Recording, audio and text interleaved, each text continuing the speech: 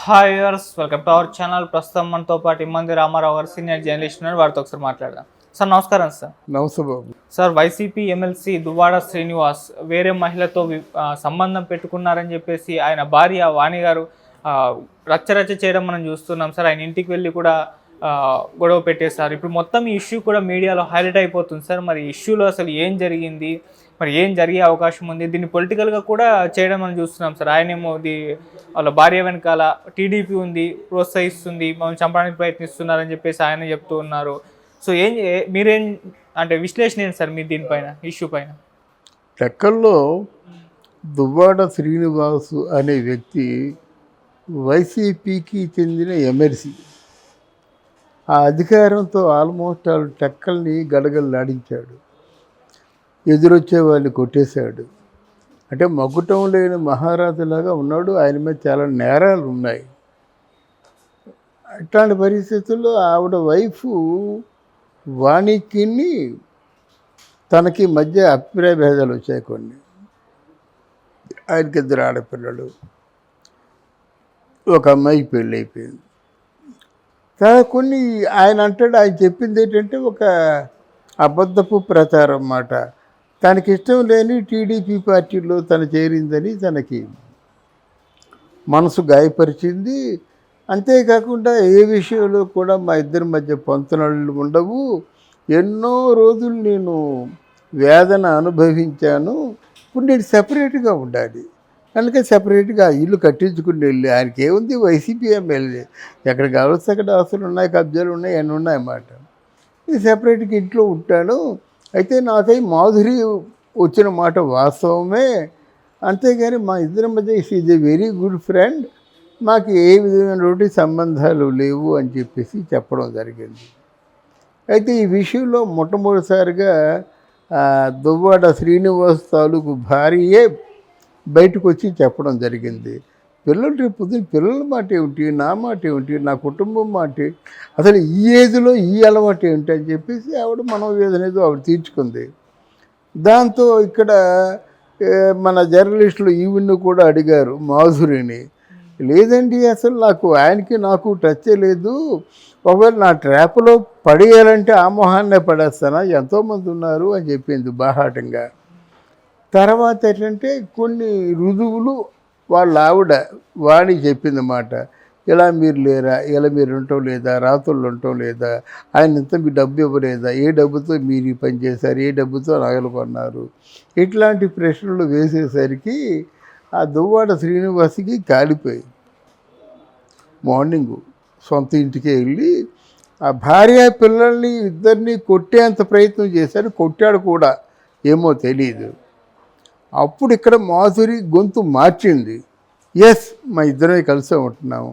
ఇప్పుడు ఏంటంటే నేను ఆవిడ మీద ఏమి నేను వదంతులు చెప్పలేదు, ఆవిడని అసలు నేను తలుచుకోవటం లేదు, ఆవిడకి నా గురించి ఎందుకు, ఆవిడ ఆ భార్య బిడ్డల గురించి చెప్పమంటే ఆయన్ని సపరేట్గా నిలదీసి అడగమని చెప్పుకొని ఇలా చిలికి గాలివాన్ అయిపోయింది. ఇప్పుడు దువ్వాడ శ్రీనివాసు పదవి పోయినటువంటి ఒక బాధలో ఉన్నాడేమో, ఫ్రస్ట్రేషన్లో తిన్న ఇంటికి వెళ్ళి అంతకుముందు ఎలాగైతే భార్య భర్తల సంబంధం ఉంటుండగా కోప్పడతాడో అలాగే కోప్పడ్డాడు. అది పెద్ద మీడియాకి ఎక్కింది, ఇది పెద్ద వైరల్గా సాగుతుంది అన్నమాట. ఇది పోలీస్ స్టేషన్కి ఎక్కింది కేసు. దువ్వాడ శ్రీనివాసు వైఎస్ఆర్సీపీ, ఇప్పుడు వాణి టీడీపీ కనుక గెలుపు ఓటములు ఎవరి వైపు ఉన్నప్పుడు కూడా టీడీపీకి కొంచెం మాట్లాడే అధికారం ఉంటుంది. తప్పకుండా ఇంతకుముందు ఉన్న కేసులన్నీ బయటపడతాయి. తప్పకుండా దువ్వాడ శ్రీనివాస్ అరెస్ట్ అవుతాడు అన్నమాట. ఎక్స్ట్రా మ్యారిటల్ రిలేషన్ అన్నది అంత ఈజీ కాదు.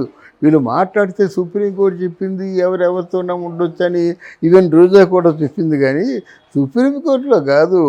ఏ దిక్కు లేనప్పుడు, ఎవరూ గతి లేనప్పుడు, ఎవరికి తోడు లేనప్పుడు తను ఒక తోడు చూసుకోవడంలో తప్పు లేదని చెప్పింది. కానీ ఇలా నాకు ఇష్టమైన దారితో పడుకున్నాను సుప్రీంకోర్టు చెప్పిందంటే ఎవరైనా బాగుంటుందా మాట? ఎంత అసభ్యకరంగా ఉంటుంది. కనుక రేపు తప్పకుండా మనం జైల్లో చూస్తాం దువ్వాడ శ్రీనివాస్ని. సార్, ఆయన వర్షన్ ఏంటంటే మొత్తం ఆస్తులన్నీ రాయించేసుకుంది, అసలు ఏమీ ఉంచలేదు.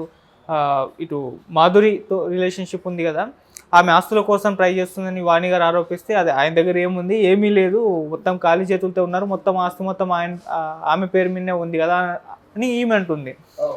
సో ఇప్పుడు ఆస్తుల గొడవ కూడా కాదు, భార్య భర్తల మధ్య గొడవ వచ్చేసింది, తను ఇంకొక అమ్మాయిని చూసుకున్నాడు. ఇది నీది అక్కడే పప్పులో కాలేస్తున్నావు.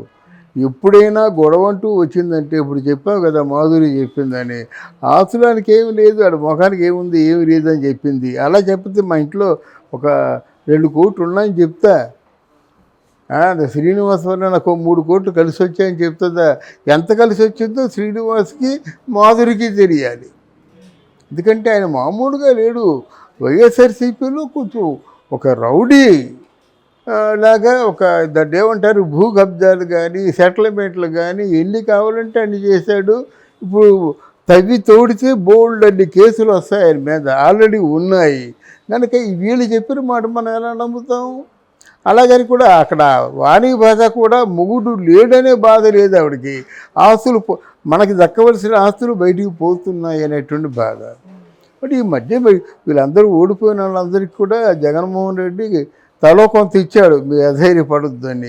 మరి ఆ డబ్బు ఇచ్చింది తెలిసి ఈ విధంగా గొడవ దిగారని నా ఉద్దేశం. ఇప్పుడు ఓడిపోయిన వాళ్ళందరికీ కూడా ఓదార్చి మీరు నిలబడండి పార్టీ తరఫున, మీకు ఏమైనా కష్ట సుఖాలు అయితే నేను చూసుకుంటానని తనకో ప్యాకేజీ ఇచ్చాడు. ఆ ప్యాకేజీ మిస్ అయిందన్న గొడవే ఈ తాలూకు వాణి గొడవ. నాకు శ్రీకాకుళంలో ఫ్రెండ్స్ ఉన్నారు, ఎస్కే నాయుడు అని చెప్పేసి మంచి జర్నలిస్టు. మార్నింగే మాట్లాడాను, ఏమిటో ఇదంతా ఎవరే డబ్బు కోసం గొడవ అండి. ఆల్మోస్ట్ ఆల్ వాణి వదిలేసింది దీన్ని, 3 సంవత్సరాలుగా చూడలేదు. మరి ఆల్మోస్ట్ ఆల్ టీడీపీ వాళ్ళు, టీడీపీ తాలూకు సహచర గణం ఉంటుంది కదా, వాళ్ళతో క్లోజ్గా ఉంటుంది. ఆ క్లోజ్ ఏ క్లోజో మనం చెప్పవలసిన అవసరం లేదు, కానీ భర్త భరించలేని క్లోజ్గా ఉంది. వాళ్ళిద్దరి లోపల అంతర్గతంగా ఈ బాధలు ఉన్నాయి, బయటికి చెప్పుకోలేక ఈయన బయటకు వచ్చాడు. ఆ వచ్చింది ఏదో పోతుందేమోనే ఆలోచనతోని, ఆశతోని, దురాశతోని ఆవిడ ఈరోజు గొడవ సృష్టిస్తుందన్నమాట. కర్మ ఏంటంటే ఆయన పదవిలో ఉంటే దాన్ని తట్టుకునేవాడు, పదవిలో లేడు కనుక పోలీస్ స్టేషన్కి పిలిస్తే వెళ్ళాలి, లేకపోతే పోలీసులే రావాలి. అది తేడా ఆయన జీవితంలో. అసలు మామూలుగానే డిబేట్లోకి వస్తేనే ఫైర్ అయిపోతుండేవాడు, న్యాచురల్గా ఫైర్ అయిపోయే మనిషి. ఒక అబద్ధాన్ని ఆలంబనగా తీసుకొని 10 అబద్ధాలు ఆడి 10 అబద్ధాలని నిజంగా నిరూపించేంత స్థాయిన్న వాక్పటిమ గల మనిషి మాట. దానివల్ల డెఫినెట్గా ఏదేమైనప్పటికో ఎవరు తీసిన గోతులు వారే పడతారు. రేపు పొద్దున్న దువ్వాడ శ్రీనివాసుని మాత్రం తప్పకుండా జైల్లో చూస్తామని నమ్మకం నాకుంది. సార్, ఇష్యూని ఎక్కువగా టీడీపీ వాళ్ళు ఫోకస్ చేస్తున్నారు, వాళ్ళు ప్రమోట్ చేస్తున్నారు ఈ ఇష్యూని. ఈవెన్ వాళ్ళ భార్య వెనుకాల కూడా టీడీపీ వాళ్ళు ఉన్నారు, వాళ్ళే పంపిస్తున్నారు అని చెప్పేసి కూడా ఆయన ఆరోపించడం మనం చూస్తున్నాం సార్. మీరు దీన్ని ఏ విధంగా చూస్తారు? ఒకళ్ళు ఫోకస్ చేయవలసిన అవసరం లేదు. మన మీడియా ఉందంటే అక్కడ జరిగిందని ఇక్కడ ఏం చెప్పుకుంటున్నాము? మీడియాకి ఏమైందంటే ఎవరినైనా సరే గట్టికి గుద్దింది చచ్చిపోయేటంటే పెద్ద న్యూస్ అది.